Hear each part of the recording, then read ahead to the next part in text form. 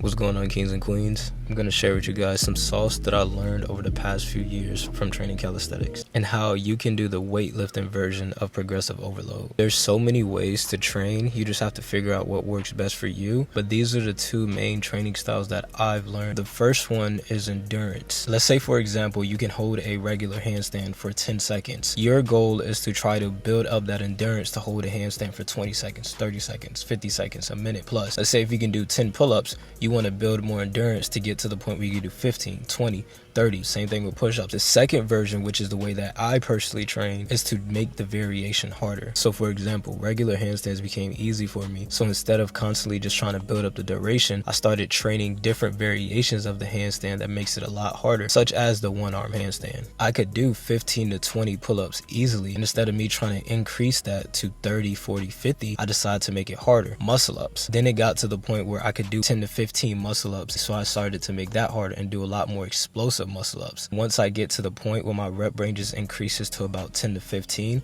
I'm going to make the exercise a lot harder to bring me back down to roughly around that 6 to 8 rep range. And even with my regular handstands hold, I would either add weight like a 45 pound and do my handstand holds, and to make it even harder, I would do it on top of a Bosu ball. But it's really as simple as that, guys, and hopefully this was able to give you some insight on things. Hopefully this does help.